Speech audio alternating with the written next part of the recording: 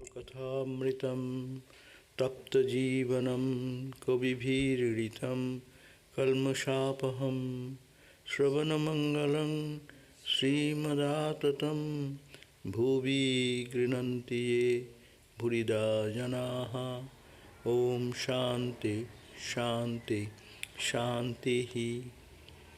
O Lord, your gospel is like nectar and bliss, showered upon the pain-stricken lives of suffering humanity.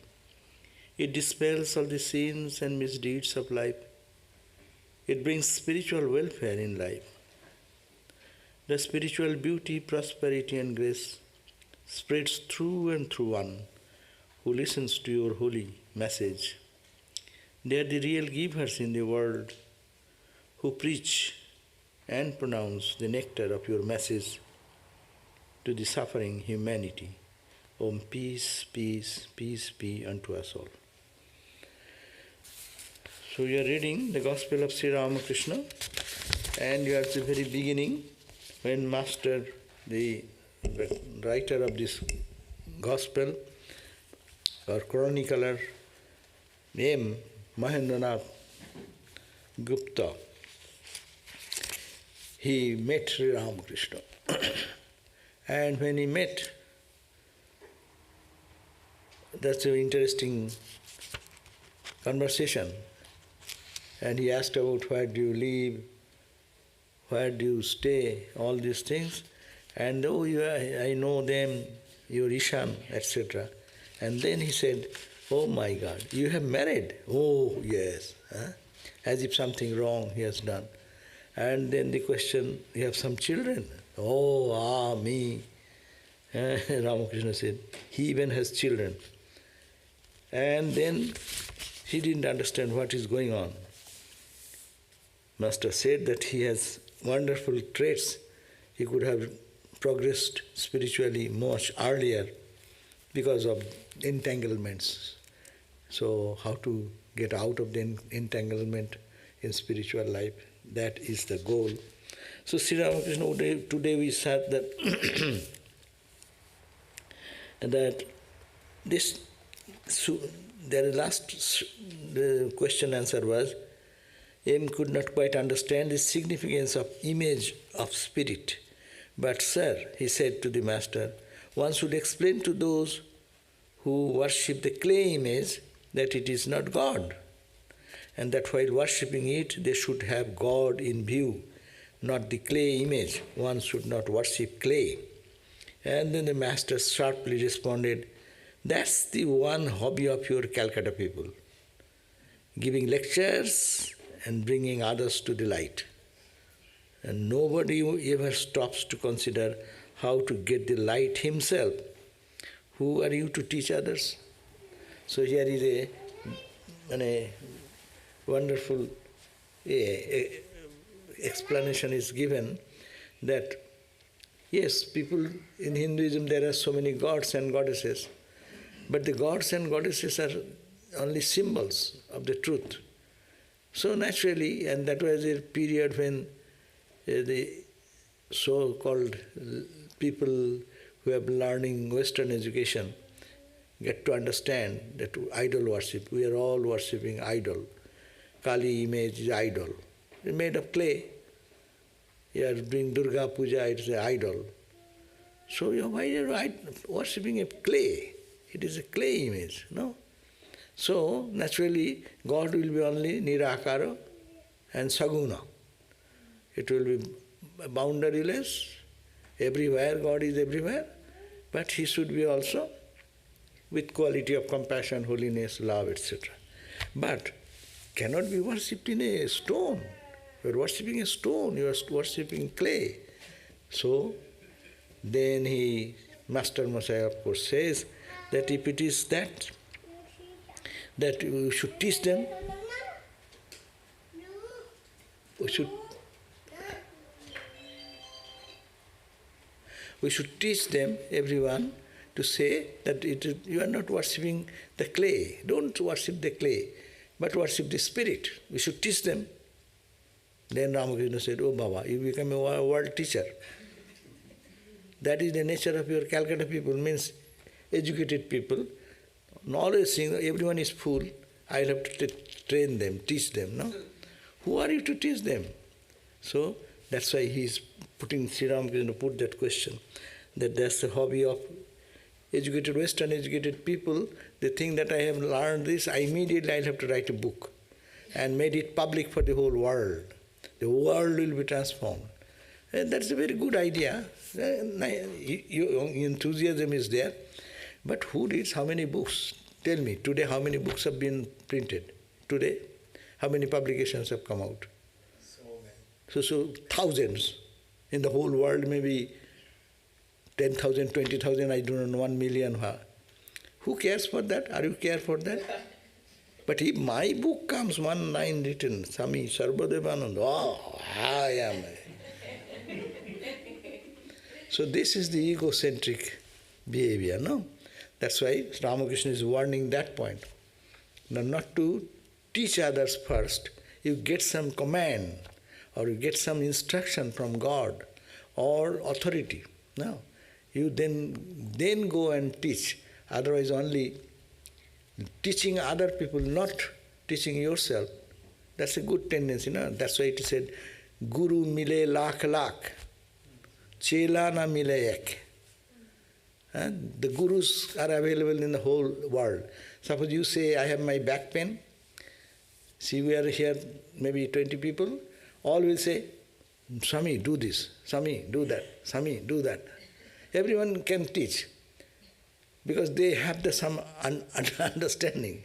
But for themselves, when it comes, they cannot solve the problem. So this is the instruction for spiritual life also, that it should be first you to understand, and then you get a command. In our organization, we don't get direct command from Ramakrishna. Ramakrishna does not come, hey, you do my job this way. But how it is done, we believe. This is a holy organization. The senior most Swamis who are running the show, they say, hey, you do this.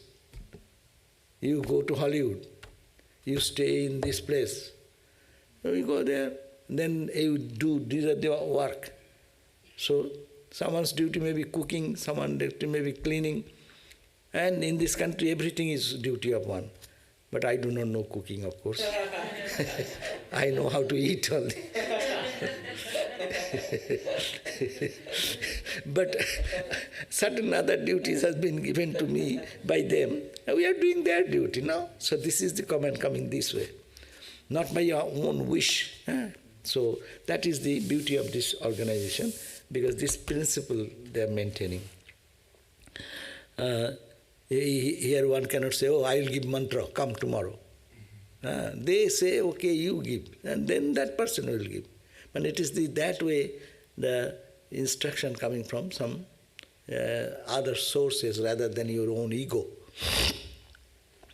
So that is the hobby of you Calcutta people, giving lecture and bringing others to light. They are all in darkness, you are the illumined person, you bring the light to everyone. No? Who are you to teach others? Nobody stops to consider how to get the light himself. So get the light first, illumination first. And Ramakrishna continues, he who is the Lord of the universe will teach everyone. We need not have to take the responsibility of everyone's spiritual growth, no? And God means everyone has to go from where they are. And so many paths, so many ways our worship is there, which suits to one type of person, another thought suits to the another person. So in a society of variety, everyone can get their own spiritual hunger, appetite fulfilled. So this is the point. God knows much more. That's why He has created this variety. Sometimes we think variety is wrong. Variety is not wrong. Variety is good. Diversity makes the life more enjoyable. But diversity on the background of oneness, that is the major thing. Spirituality means diversity on the background of that one fundamental consciousness. So That idea, if it is taken, so he said the Lord of the universe will teach everyone. He alone teaches us, who has created this universe, who has made this sun, moon, men and beasts and all other things, who has provided means for their sustenance, who has given children, parents, and endowed with them love to bring them up. The Lord has done so many things.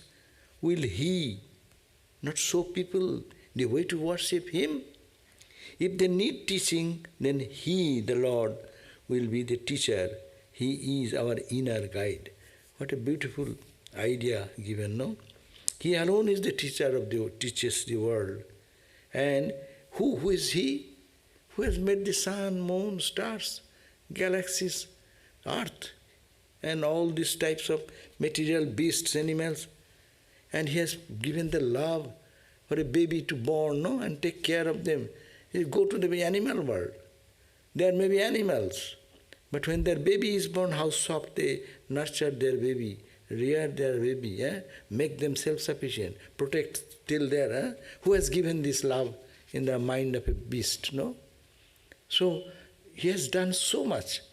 He has given love in the hearts of people, and even parents and children, how to bringing up them. And He has done so many things. And will He not show the people the way how to worship Him? That means He will bring. But you unselfishly lead your life and people will learn. Actually that happened, no?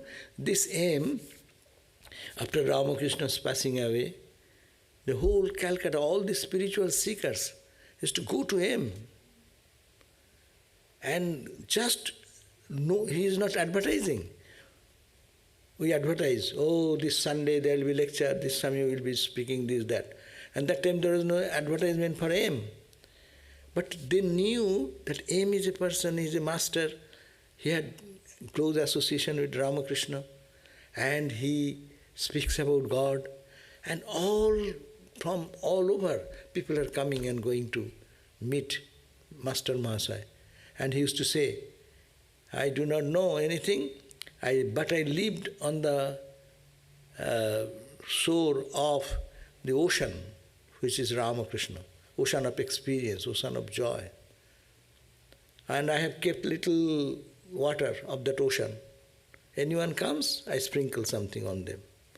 And that is his whole life he did, unknown to others how it happened. Ramakrishna says, when the flower blooms, the bees come. Does the flower send an advertisement? Oh, hello, hello, here I am bloomed, come to me, I am. Yeah? They are called automatically. So this is the arrangement God has made. When there is a necessity, supply is there. This is a very important point. Necessity, sincere necessity, supply is there. So look at the birds, millions of birds, who is feeding them every day? We are very busy with feeding 7, 8, 10, 12 people, no? And how much arrangement we have to think and plan. But God's world, how it is going on? Millions of birds in the morning comes up and they're hungry and they go round. After a few minutes they get something little, pick up, and then flying and smiling and joy in that joy. So He has made food for them also, as they have made food for anyone, no? So we think that we are earning money, we are preparing meal, we are eating, we are feeding, but it is all God's master plan, which is working unseen and unheard. So this is the point. Sri Ramakrishna's point is that, look at that, who is behind this entire scenario? It is Lord Himself. And if He is the Lord of the world, if He has created, He has its innate capacity and ability to control everything, to give nourishment to everyone. So don't have to think that you first teach. Rather, you learn first and then teach. That is a major thing. Suppose there is an error. Suppose some people are worshipping. You may say, this is a lower type of spiritual practice, no? We pure type of spiritual prayer. I am Brahman, I am Atman, I am pure, I am stainless, I am this. That's true. It may be in the relative plane. But this food will not suit to the person who is in the another level. You will have to give them some food. And God has provided that. One day it happened, no? When Ramakrishna was still in Dakshineshwar, and Naren was very highly ethical and moral and ethical person.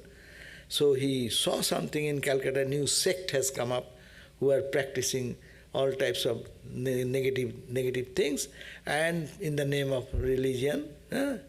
So, and he came and he could not tolerate that, and he was right and left critically telling them it's bad, why these people are here, they are spoiling the society, this, that. And then after Ramakrishna didn't say anything but listened to that and ultimately said, but my child, that is also a path. That is a path for those people who will suit it to that temperament. They cannot learn your Vedanta Brahman Atman. They cannot learn your Bhakti Yoga and get absorbed in the name of God, and your mind will be so much absorbed like a bee, not fluttering and sucking. They will not understand those things. Let them start wherever they start, and they will understand, and God will make them understand. So see, liberalism in Ramakrishna. Why we love Ramakrishna? Ramakrishna, because not that our ideal, we belong to this organization. It's not that. Ramakrishna is the consummation of all spiritual ideals, and such a love for everyone, whatever level of their spiritual practices, ethical, unethical, so-called unethical, but they cannot go higher than that. And they will start there, and their mind will be purified, and they will run in another level. So that is the thing. Suppose there is an error, what they are doing in their worship. The clay image, suppose they do not know. They are worshipping mother image they have bought and then throwing flower, and see it is they are throwing flower to the feet of a idol. In Dakshineshwar you go, you take your worship basket and you go to the priest. Priest will take that, and there should be some money. And money used to go in the pocket first, but now they put into the box probably. I do not know. There is a rule, whatever they do. And then if you give 20, then you will get a return, a good flower. If it is 50, much better. Because it was, and they are also thinking, so the view is in material way. But Ramakrishna, how he sit, how he saw. It is living mother. Mother talking to mother and feeling her presence, putting the cotton in the nostril of mother and seeing that, yes, the nostril is quivering, no? That means there is a flow of breath in the mother's nostril.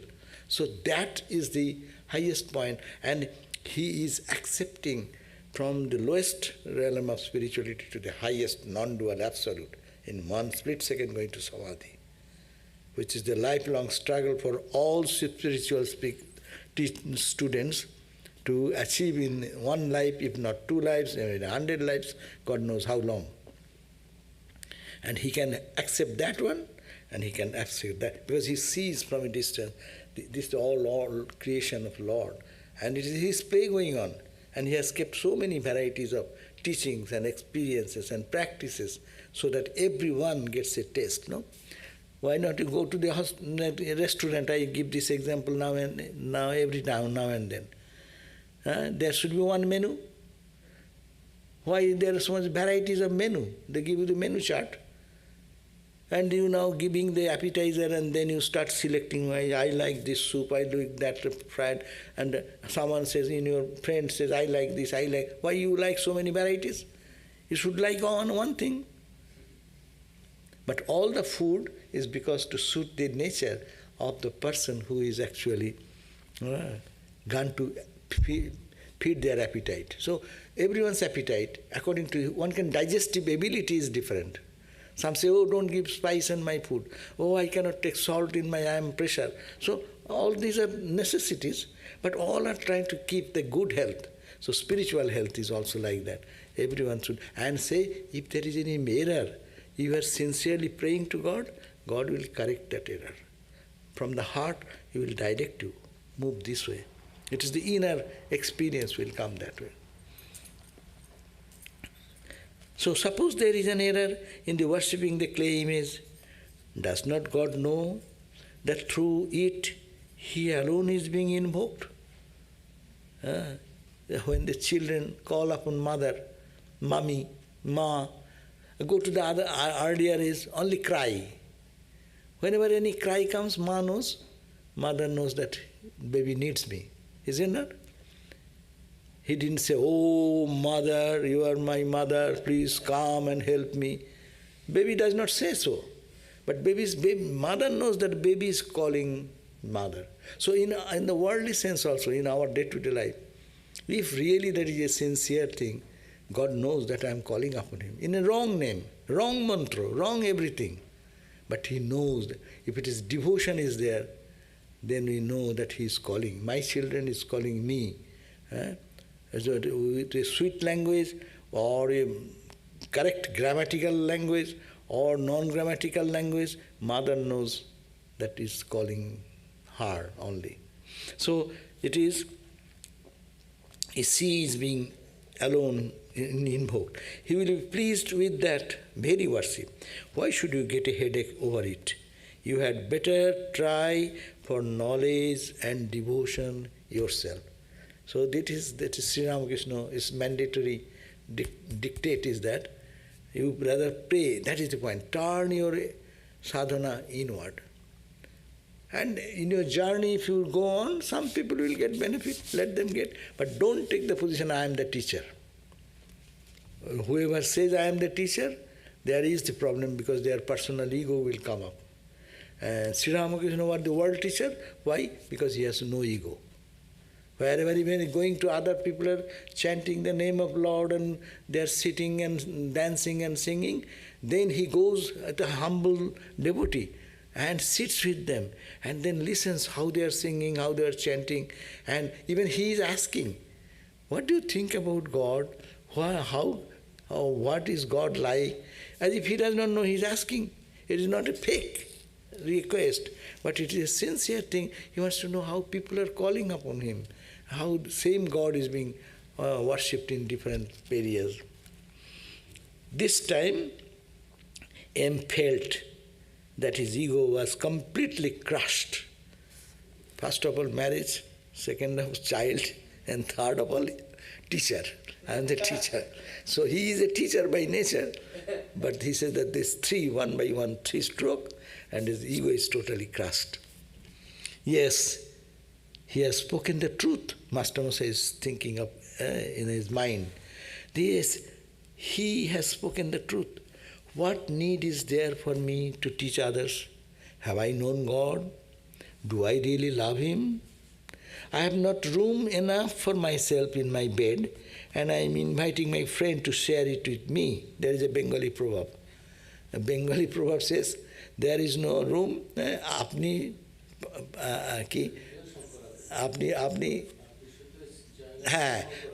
shute, you cannot get your own place to lie down. You have no place for your own. And you are asking Shankara Kedake, hey brother Shankar, come and stay with me. He has no place for himself and he is inviting some guest to be with him. That means you are not efficient, you are not sufficient, you have doubt in your mind, you have not seen God, you talk about God, intellectually clarity has come, good. But not to do that as a teacher. This is the very important point. We can do everything, but not with the ego of a teacher to teach someone. God can teach only. We can only express our thoughts and ideas. And some can accept it, some cannot. Who will accept, who will not accept, that's not my business.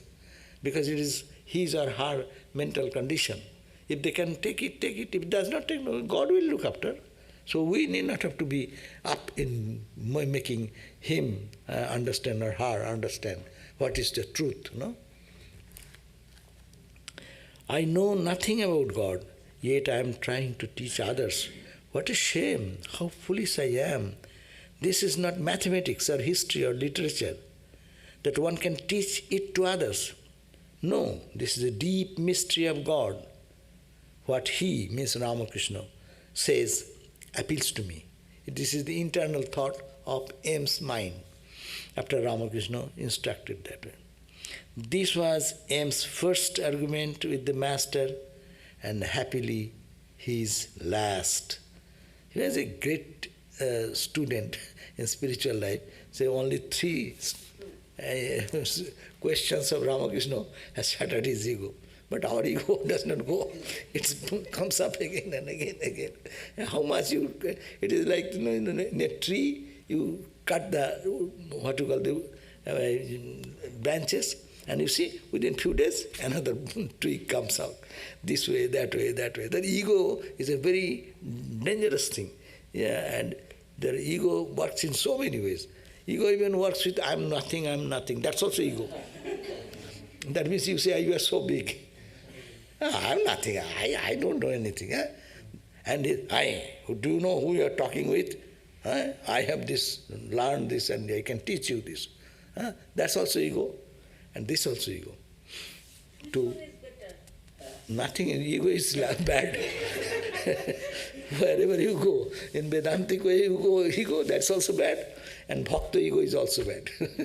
Because that keeps us separated from God. But Ramakrishna said, ego is such a thing, it makes us separate from God. It makes it two. A child has no ego. His or her whole mind and body is mother.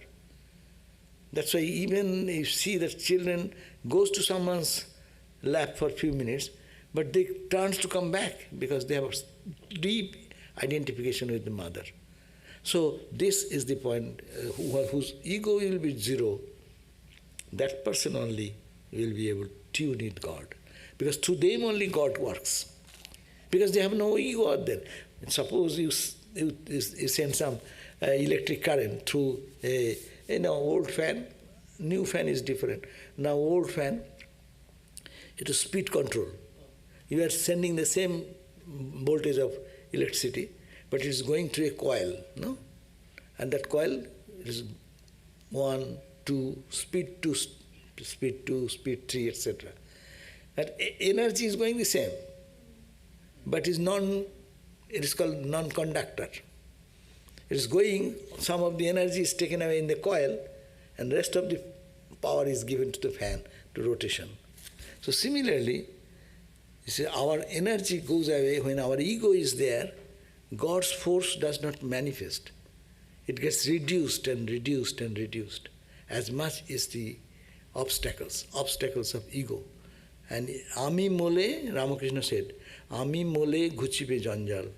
All the rubbish, all the troubles of life will go away if I is annihilated. In both ways.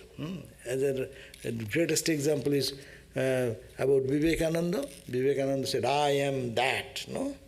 And Mahamaya, the great mother, wanted to bind him into the Maya. And she brought a rope. And as soon as the rope is come, and he said, I am that, so he becomes gigantic, big, and the rope falls short of tying. And then mother brings little tie added with it to make a bigger rope. But he says, I am that. And she expands into infinity. So mother could not bind him into the world. And Nag Mahasaya, he was a devotee. He's devotee in Devbhog, in a place near Dhaka, in the Dhaka, Bangladesh. He was so humble. And Mahamaya tried to tie and bind in the world. But because he's so egoless, so small thread was brought to tie, but he becomes lesser.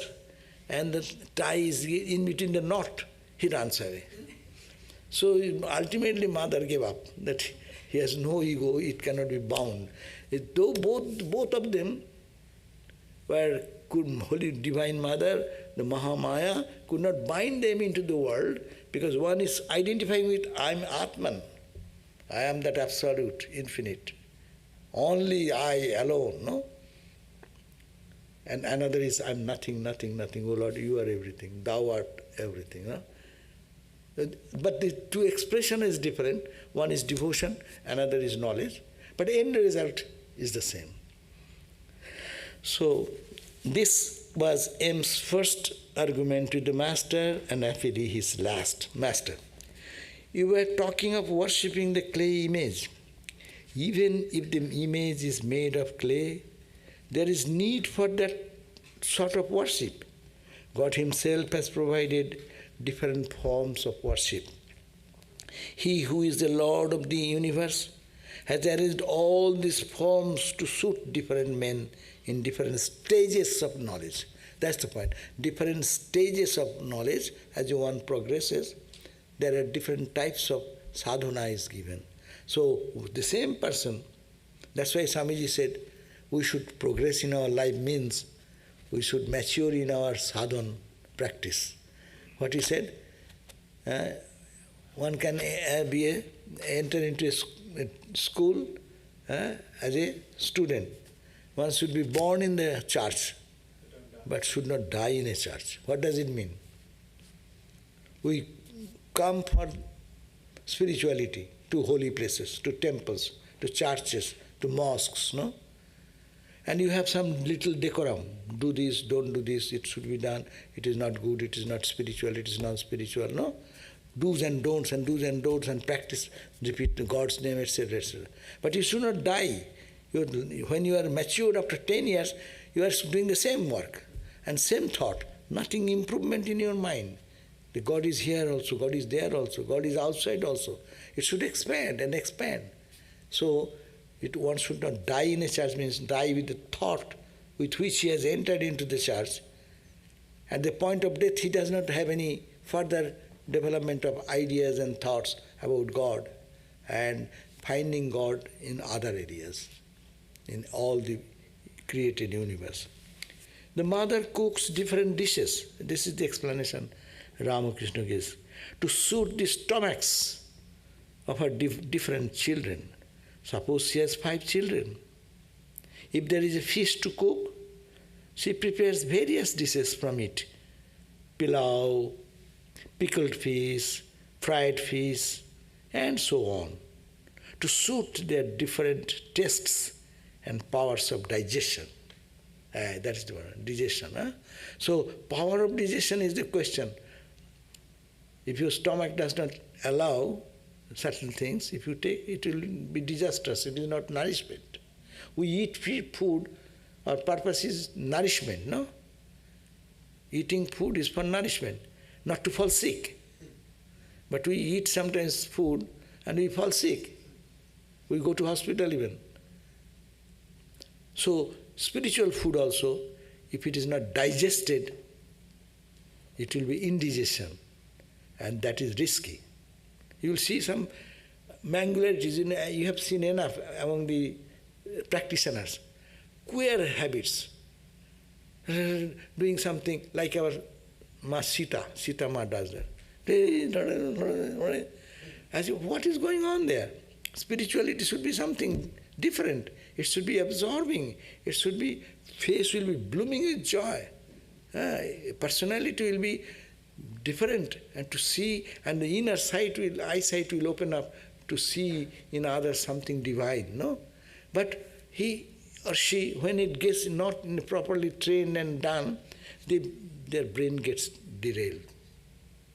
You know, many people really gets lost into the spirit. That's why you may have one light, you saw one ray of light, and you say, wow, what is the meaning of that light? I have seen that light, and that is in the journey, you got it, that light, what is there? It is a milepost.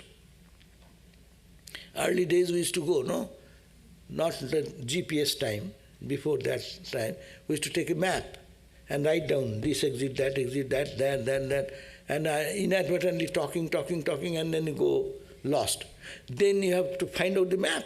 Or you are driving, how you will see the map? So you drive, and then ask somebody to the gas station. And then he said, oh, no, it is the wrong direction, you go that way. and he directs another way, no? And then you become crazy. Yeah.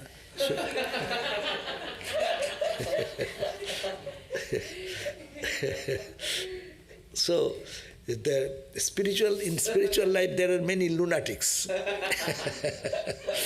Because most of the people live in their mental world and they seeing something.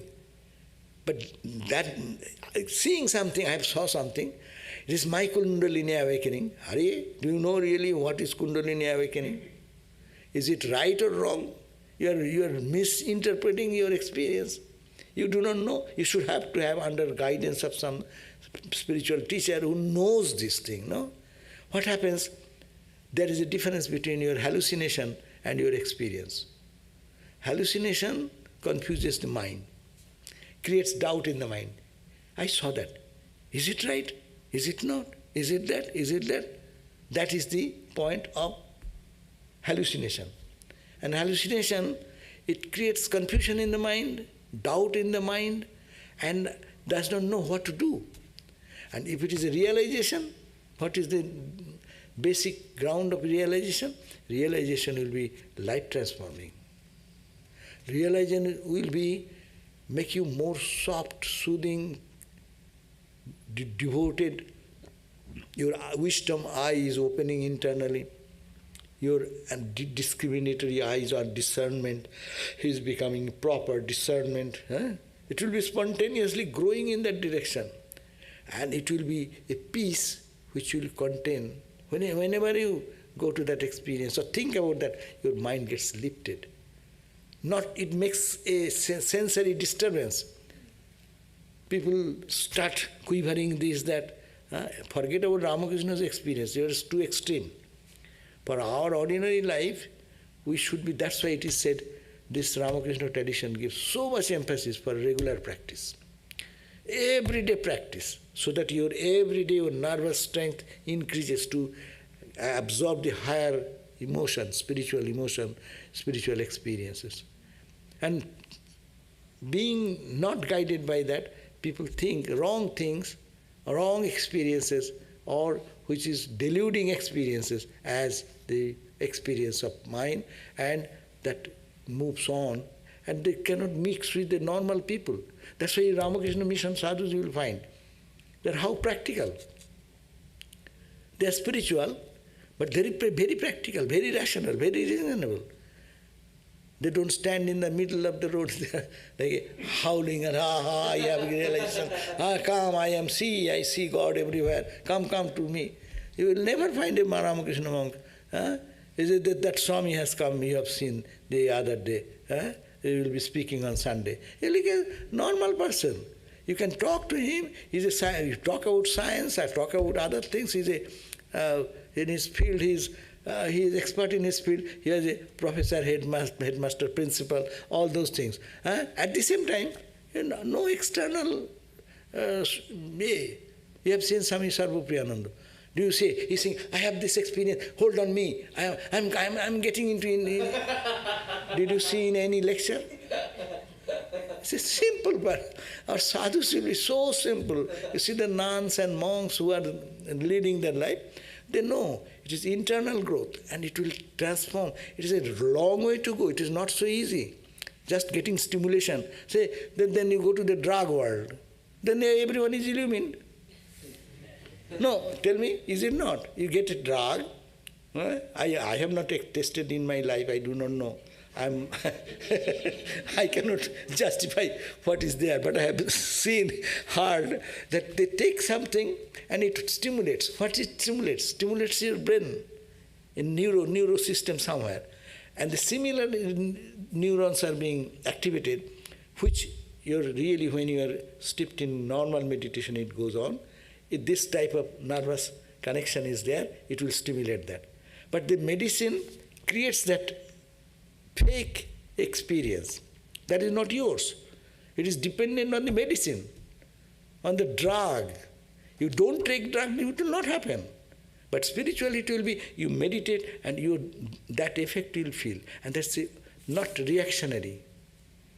Not reactionary, and it does not make your brain deranged. And see what happens, look at the drug world. Those who are getting, young boys, they are innocent, they do not know.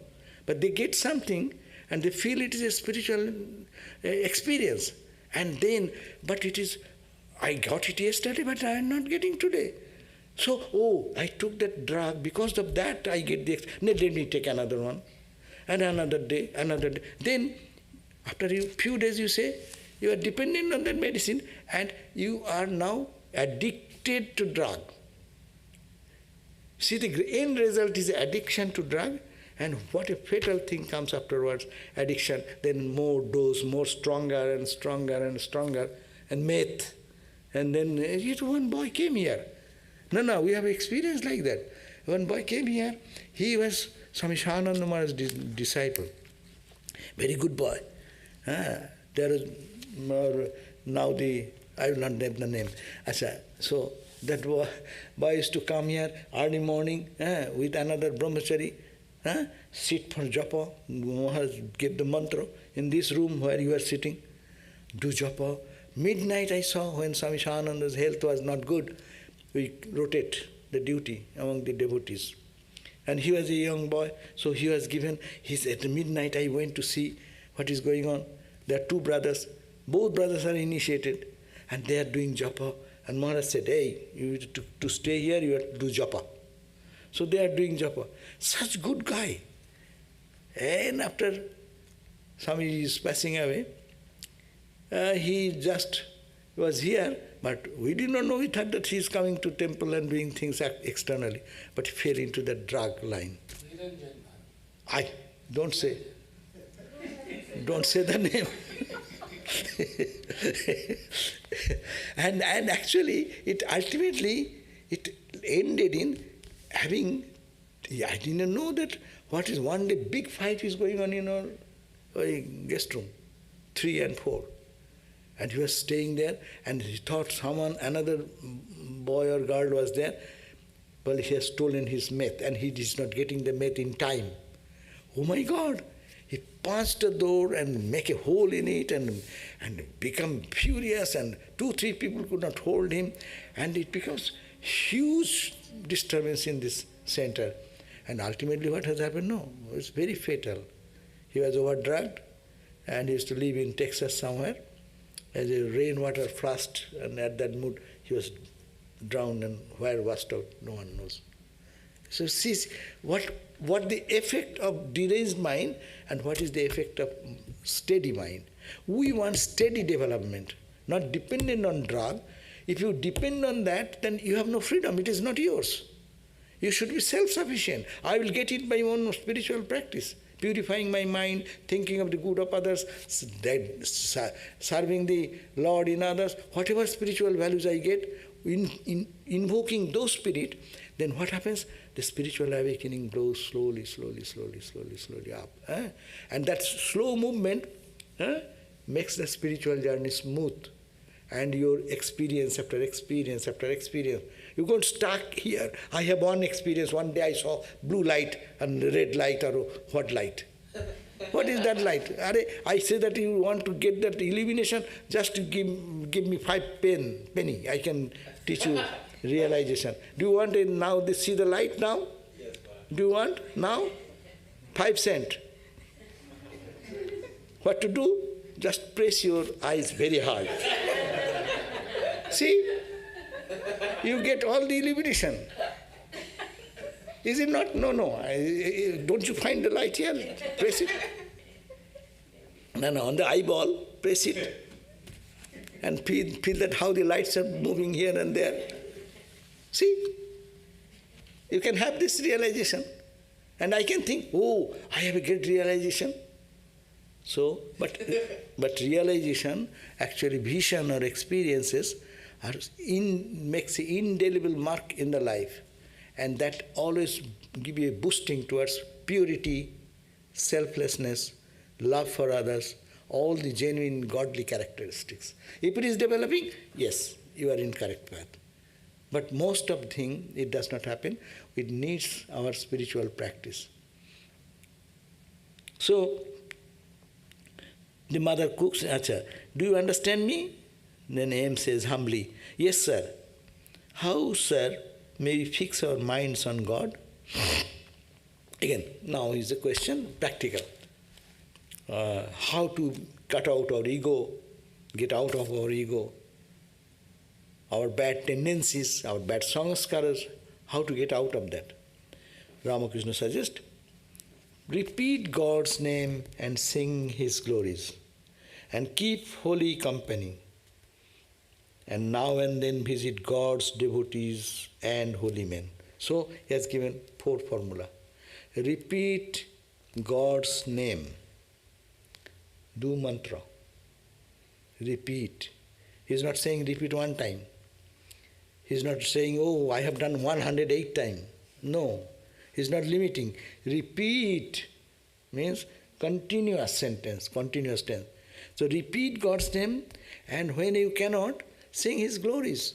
We chant, we sing, sing the glory of God. So that mind will be roaming in that divine thought of God, no?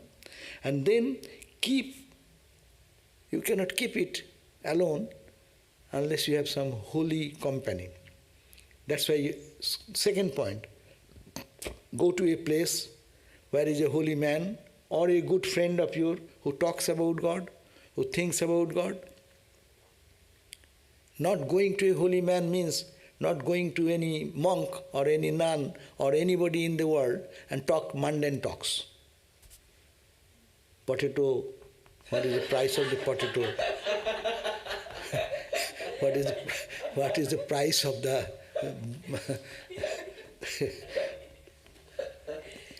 soup? So it said that, no, that's an important point. Many people think I've gone to holy company. Ramakrishna is the holy company. You see, he's not talking anything. Afterwards does not talk of anything. You bring politics there, he will within a split second turn it into God and talk about God, God, God. Yeah, we cannot do that. We have to run the activities of the life. But that does not make us think day and night of the world. So make friends like that, holy company. Holy company may be 2 types. Holy men, those are leading good life, spiritual life, associating with them, inspiration will come for loving God. No, you will read tons of books, but if you can see one Swami, one nun or one devotee taking the name of Lord and tears coming roll down, it is the greatest teacher in life rather than 1,000 books reading. No, so this is the point. Life, spiritual life inspires us. Therefore, Ramakrishna's formula is best formula. Narada Bhakti Sutra is the same formula. Satsanga, satsangastu durlabham, amoghasya. Satsanga is very difficult. Sadhu Sangha, holy association, is very difficult to get. And if you get it, that impact will be impenetrable. Amogha, it will have its effect. Ramakrishna said, cobra.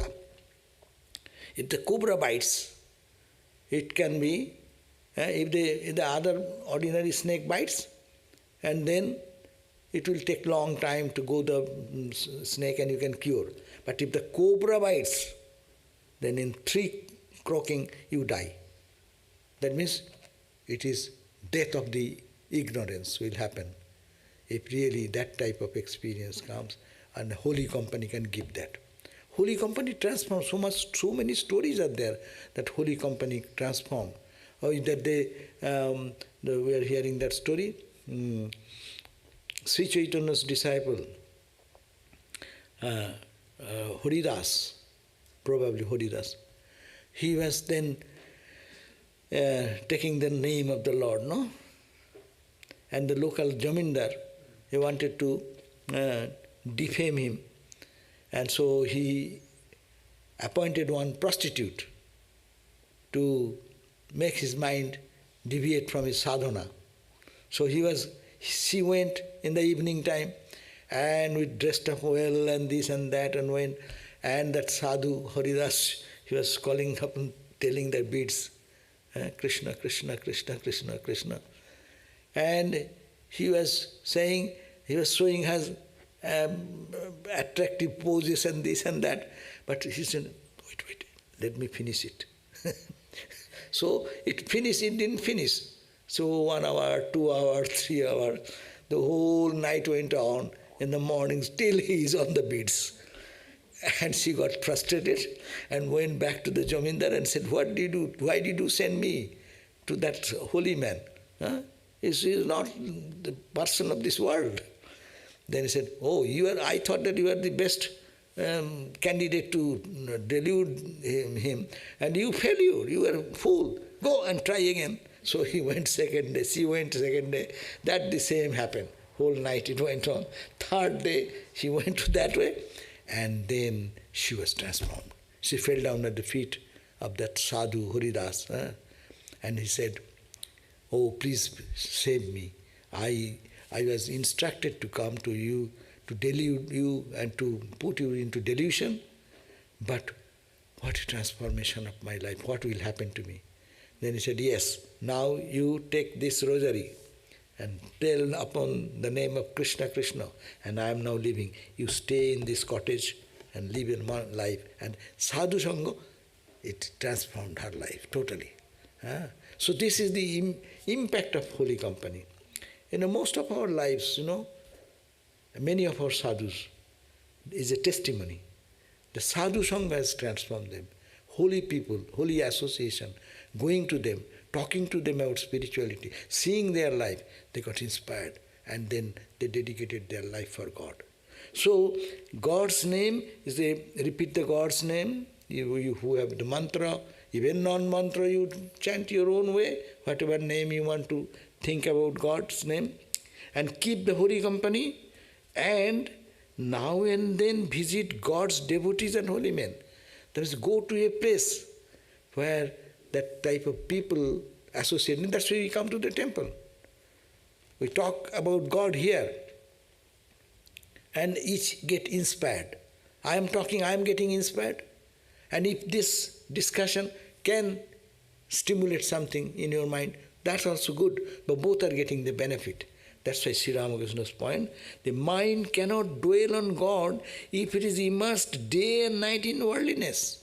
How much you say you have advanced, you be on your business, you be in your work, you will have to think of the worldly thought. There is a way to make it spiritual, that's a different thing. That is a higher stage.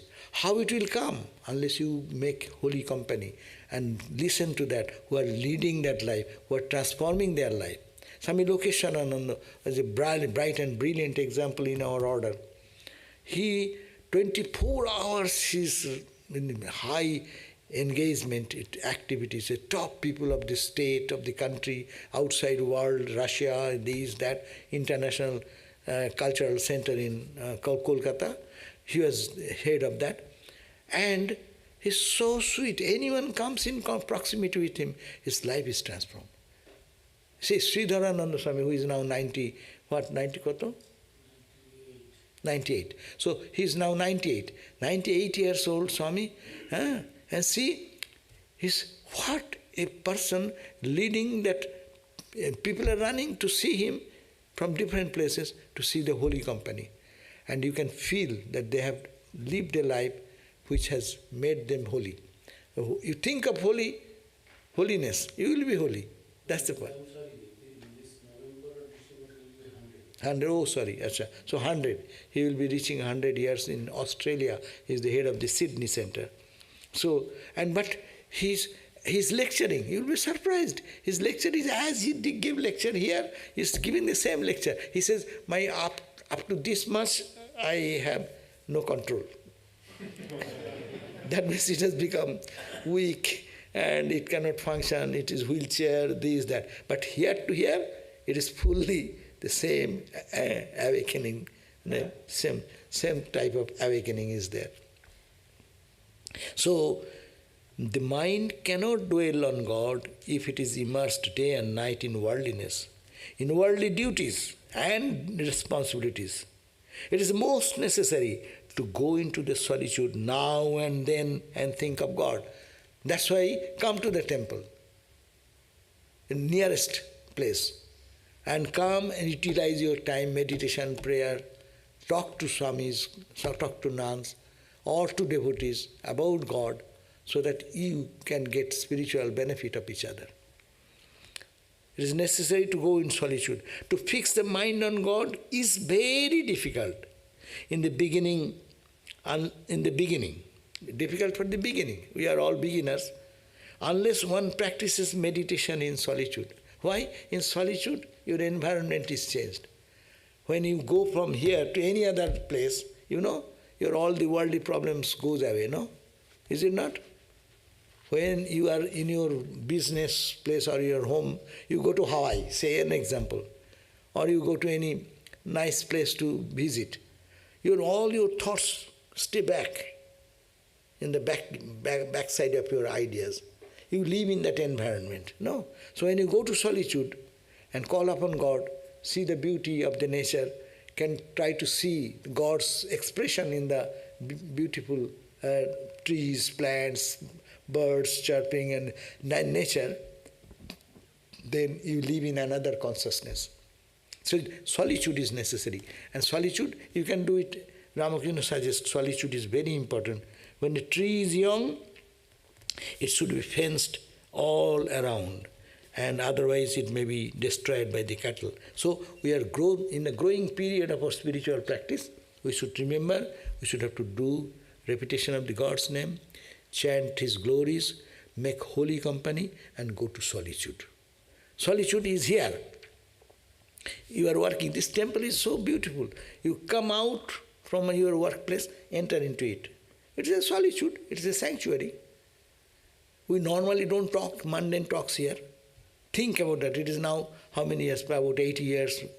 This 1938, and now is 2024. So how much? 70? Eh? So many years. What has been done here from this pulpit? All the Prabhupada Swami, Ashokananda Swami, our Lokeshwarananda Swami, Bhuteshananda Maharaj, all the spiritual stalwarts talk about how many meditation has been done here. Even today, we try to do our spiritual practice, no? So it is much impact is that it's called solitude. To take the advantage of this and to lift your mind, because there is subtle vibration. People don't understand that. Those who come for the first time, I have heard anyone, wow, what is peaceful place? Peaceful place is not that place is important. People have done it peaceful because by their meditation, by their prayer, by coming out of the humdrum of life into the solitude. In this. That's why it's called Swami Shraddhananda, our Swami of Sacramento head. He was Swami Shivananda disciple. He used to say, it's a oasis. This is a oasis in this humdrum of the Hollywood scene outside. If you enter here, it is a different zone, as it were.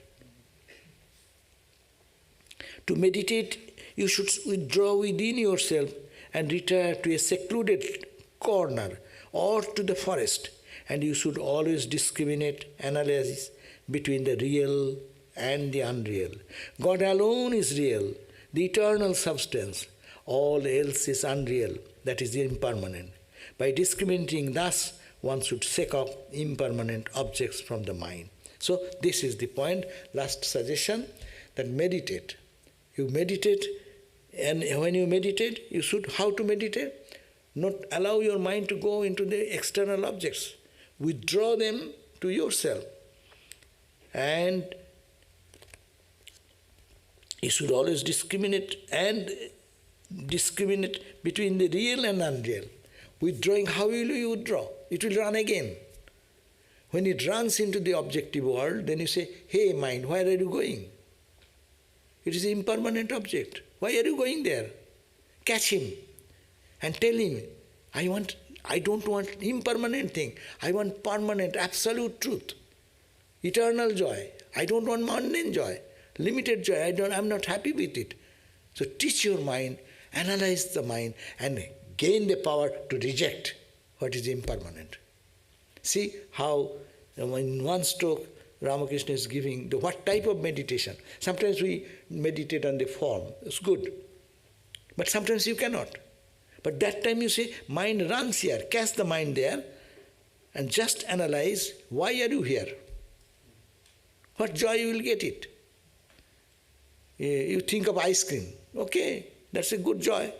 But how many times you have tasted ice cream? Are you happy? Are you satisfied? So whatever you think, anything, your mind goes to this friend, or that here and there. Tell me, hey, what is the joy here? Why are you coming here? Why not come to the source of all joy? That is yourself, or that is your Ishta Devata, or your chosen ideal, no? And repeat the mantra. So meditate that way, and unreal and real, and eternal substance, and which is non-eternal, and all by discriminating thus, one should shake up not only discrimination, viveka, vairagya. There is a Ramakrishna song. Viveka vairagya jhuli, dui kadhe sada jhule, eseche nutan manus, dekhbi jodi aaye chole. Oh, come, to see a new man has come, Ramakrishna. Viveka vairagya jhuli. There's two begging bowl. And one side is the viveka, discrimination, another is vairagya. That means our viveka, discrimination becomes meaningless. Unless you learn how to renounce. See, suppose I know I have diabetes and I should not eat sweets. I know that intellectually, viveka. Sweets are not good for me, but when it comes, I grab it. So vairagya is not there. You have to detach. No, I don't want it, because it is detrimental for my spiritual life. Detrimental. So such food which is detrimental for my spiritual life, gossip is a good food. People find so much joy if it gets, it is like a chutney. Chutney, with the food. It makes it very spicy and very sweet. Chutney. But talking about God, it doesn't suit the mind.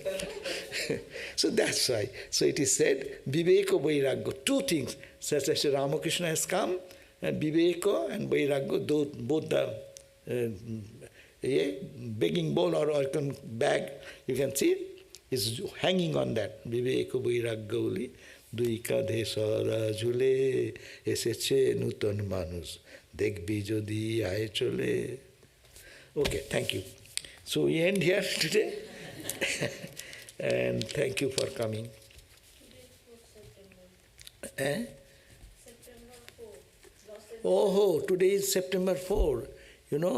Los Angeles, the city was established today. So which year? 1781. 1781. With how many people? 14 family and 44 people. 44 people. To Los Angeles. 44 people and 14 families. They started this Los Angeles city. So,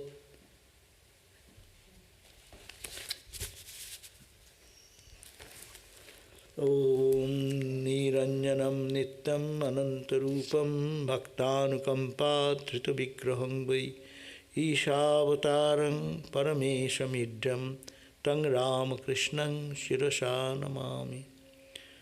Our salutation to Sri Ramakrishna, who is free from all blemishes, who is eternal and primeval, is of infinite form, who accepted the human body for the welfare of the whole universe, the seekers of God, and who is the adorable incarnation of God and Supreme Lord of the universe. We salute him again and again. Om peace, peace, peace. Today there is no question, eh? Oh, there are questions. Achha, tomorrow whose class? Narada Bhakti Sutra tomorrow. Swami in Sumana Sananda, tomorrow we will give the Narada Bhakti Sutra class. Please come. And Saturday come Ram Nam in the evening. And Sunday our Vice President Maharaj will be speaking on Swami Vivekananda, the friend of all. And Saturday also there is one big event. If you can manage to go, that will be good. Our 75th year anniversary of our Trabuco monastery. That day, 7th September, 75 years ago, it was handed over to Swami Prabhupada by Gerald Hard, and who started that center for teaching Eastern philosophy. And then it will be built up in the format of a students dedicated for God and leading the life of celibacy, etc. That was the idea, and ultimately it came out. So that will be, celebration will be there, so you are invited. At 10:30 the program starts. If you want to take one a flyer, you can take it. So Saturday, both 10:30 in Trabuco, Orange County, and evening here at 6 o'clock, we'll have our Rama Puja, worship, and then we have some prasad, singing, bhajan and prasad, and then that Swami will be speaking here, question answer, informal question answer. That will be and Sunday he is speaking at 11 o'clock. That is also 125th year of this center. Swamiji, not this center, sorry. Swamiji came to Los Angeles 125 years ago. Vivekananda came here, and he stayed in Pasadena house and landed in Los Angeles station. So it is very significant on that occasion. So two questions have come. When we try to do Shiva Jnana Jiva Seva with love and concentration, still we care about successful work outcome, even if outcome is offered to God. Is that a proper way? Yes. It is a very common thing. The question is that we have to serve everyone as Lord Shiva. But it is very difficult. You can go offer in a image or in a stone, "Oh Lord Shiva, I give you." Lord Shiva will not say anything. Good, good, bad, bad. He will say, "Okay, Baba, you are very good." But this jiva, if you think of Shiva and give something this instead of that, then this Shiva will be, what? This is the food you give me? That is the thing you did that? So that is very difficult. So that's why this is a greater sadhana. That's why it is said, yes, but what I can do the best way I can do. I can serve, I am thinking, it is my mental attitude should be, I am serving God. No. If I feel that you like Rasagulla and I give you bitter melon is good example. Ice cream versus bitter melon. You like ice cream, I lovingly give you bitter melon. What will happen? So but you want that what he needs or she needs, give them the best. And if you prepare a meal, I have to do 20 meals and where is my time? That is one type of preparation of meal. Another is that it is God, serving God, and I am preparing the meal, I am offering to God. No? If you think that way, then you give that is your best offer. But when you are preparing, you should put your whole mind and heart to make it the best food. You cannot give God stealthy food, or you cannot give God, suppose Christ comes over here and he wants some food. Will you bring out 10 days before in our fridge somewhere some packet is hanging there? Okay, you eat. What will you do? You will run quickly and do immediately to something and make him sit and just prepare the best you can and bring it. So when you are doing best, your concentration should be on your work, not on Christ, not on Ramakrishna, because you are serving him. His service should be perfect. That is, we make a mistake. Because when you are working for God, you should do it perfectly. Imperfect work you can give to God. So if you do that, then it is already your ego is gone, because you are serving him. Purpose is for whom you are doing. There is one story. One sadhu joined in a center, and that brahmachari was very favorite of the head Swami.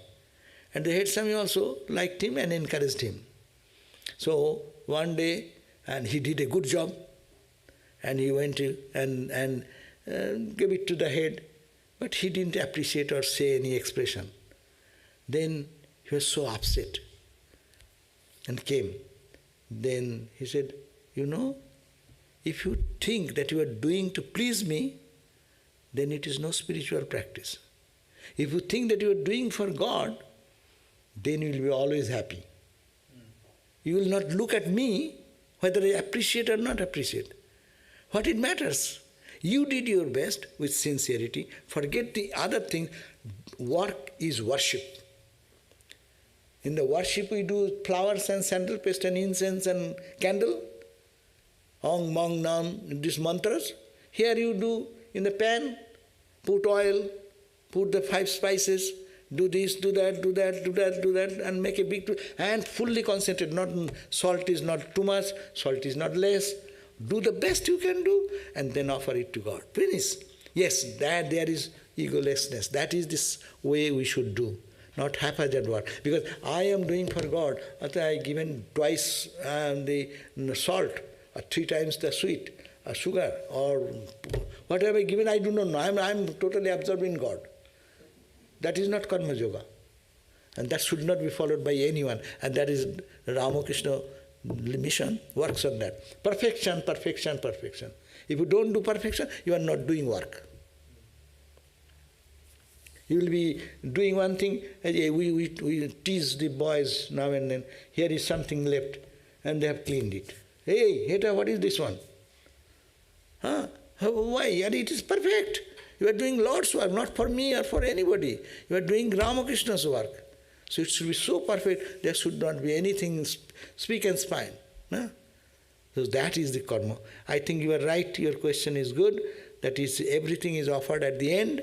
But when you do the work, do it full concentration, the world is gone. You are doing for God. And that is yours, niskama karma. Another question, how could the boy who was initiated by Ramakrishna Swami go astray with drugs?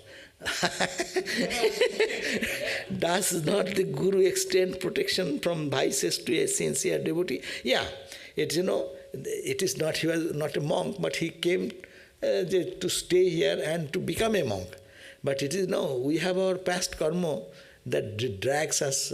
Guru, of course, it would have been much earlier he could have gone into drug and things. He survived so many days, he did so much of prayer, meditation and prayer, and suddenly got into a bad association. And that time Swamiji was also gone, and he also left us. He went away to live on himself. So it is not that being here, and in being here also, if silently one goes and takes some drug and comes back silently, what can he do? Huh? Guru Shakti helps. No? Fan, it is hot summer. Fan is on. That the Guru Shakti. It can soothe your body. But we have to go under the fan, is it not? Here is the fan, and I remain outside the door. So what will happen? Oh, Guru Shakti is not helping. Guru Shakti is helping her to come to Guru. So this is the point. So it is not that Guru Shakti didn't help, but it is his karma was there, maybe his past instinct or a bad association. That's why satsanga, good sangha is always necessary. Asatsanga, bad association, always discard. Never get into it. How much alluring, how much important it becomes. Dussanga sarvathaiva tajya. Narada Rishi says this point. If it is a bad association, son like a poison, brutally, no question. So you should be strong enough to that. Otherwise you will be trapped into it. The world is all temptation, no? You can, any moment we can fall down. That's why it is called this monastic life or spiritual life, is walking on this sharp razor. Sharp razor, can you walk over that? If you are to walk, how much careful we should be in spiritual, otherwise you can drop any moment. So that's third question, also question. How is self-confidence and ego different in spiritual life? Self-confidence will come, not my own self, but the self means biggest. I am confident, Lord is in me, I will do the right thing. That is the ego, that is called the pure ego. I will do it. Surely I will do it. I am Ramakrishna's child. I am Christ's child. I am Buddha's child. No? I will do it. Surely, why not? They are my power. So that is called the confidence. But not small self. This egocentric body-mind complex, I will do, I will do, I will do. I do and better than you. It is a competition. There is no competition. I am doing for God the best I can do. I need not have to compare with anybody. That's my best offer, my best offer. So that is the difference between self-confidence. Self-confidence does not mean the small self. I am confident that the big self is behind me. I will do the right thing. That confidence. And if you depend on your small self, then fight comes. My self, yourself. Of course, myself will be always big. And I will be the ruler. I will be the controller. Such a whole world is fighting for that small self. Small self-confidence is creating all the trouble in the whole world, all wars and all the fight going on. Small self-confidence. Biggest confidence, all the holy people, Buddha, Rama, Krishna, Chaitanya, Christ, these are the biggest confidence. What is the meant by statement that pure jnana and pure bhakti is same? Pure jnana and pure bhakti, what we are doing, we are talking, it is impure jnana. Why impure jnana? I am talking from intellect. I am talking from my mind level. It is not in spiritual level, not going beyond the body, beyond the mind, beyond the intellect, beyond the ego. That state, that's the pure.